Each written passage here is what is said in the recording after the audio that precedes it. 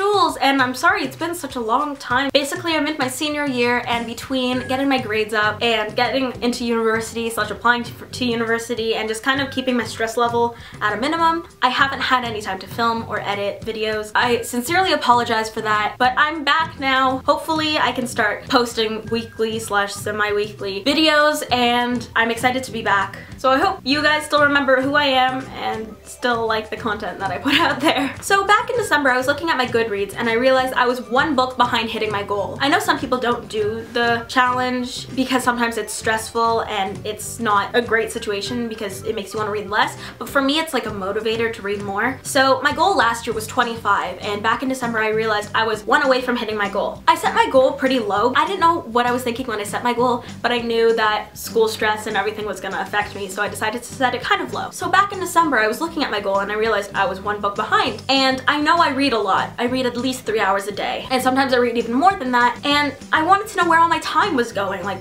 I only read 24 books. I didn't understand, and I came to the conclusion that I read way too much fan fiction because all of my time that I spend reading was being devoted to fan fiction. So this got me thinking, why fan fiction, and why do I love fan fiction so much that I'd rather read fan fiction over books that I still haven't read yet? And I saw a Tumblr post saying something about how we connect to fan fiction because we understand the characters already, we understand the story and the plot, and we understand the setting. So when you go back to reading something about that universe or the characters, it just feels like a warm hug, and it's nice and cuddly, and you know everything that's gonna happen. So instead of investing time into a story that you don't know and brain power and whatever goes into reading new books, you just get to spend time with old characters that you love and the story that you understand. So at my school in senior year, we have this course called Writer's Craft, which is basically like a creative writing course, but the course description is very open-ended, so the teachers can kind of do whatever they want with it. So at my school, my teacher gave us a project called genre presentations, where we could pick a genre, research the history and the impact it has, and present it like a discussion to our class. So I obviously chose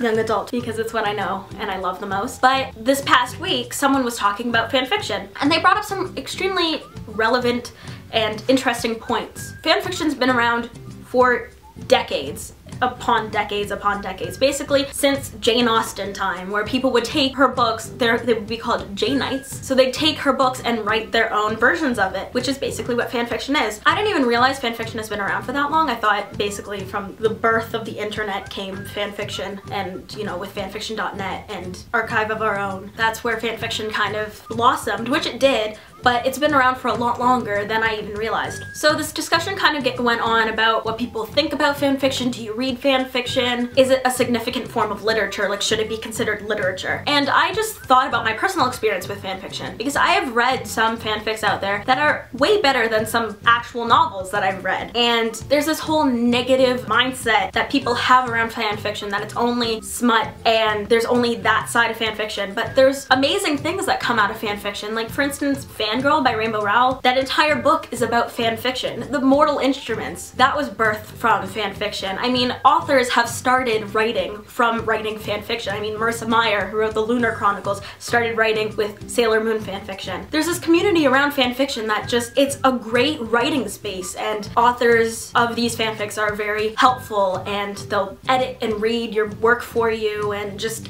there's just this community around fan fiction that's so amazing that people just overlook because they think it's this bad space where people will take characters from different stories, put them together in a pornographic work, and call it literature. But to me, fanfiction is so much more than that. It's a creative outlet for writers or amateur writers to write whatever they want and get practice before writing their own stories, and just, it's a space that you can write. The characters are already there for you, and the plot's already there for you, and you can just manipulate it and make it however you want because it's a creative outlet that people just are deciding to bash. And personally, I like fanfiction.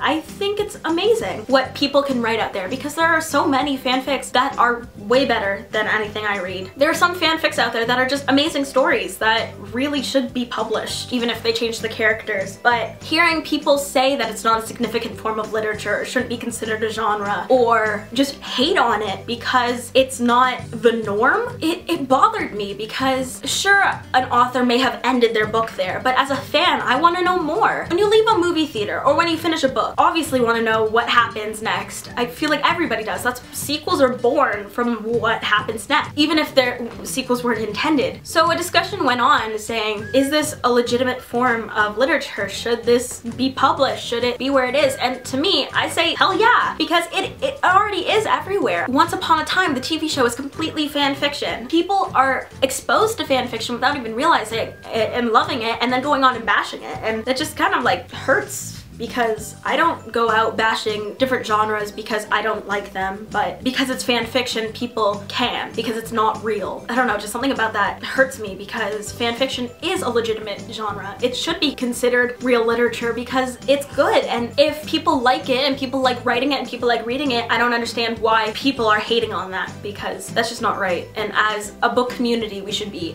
accepting all the different forms of literature out there because reading is awesome and bashing other people's likes isn't. That's all I really have to say about this. Let me know in the comments if you read fanfiction or if you think it's a legitimate form of literature, because I really want to know your thoughts on this. Give this video a thumbs up if you think I should do more discussion style videos in the future, and thanks for watching. My name's Jules, this is my channel, and I hope you have a fantastic day.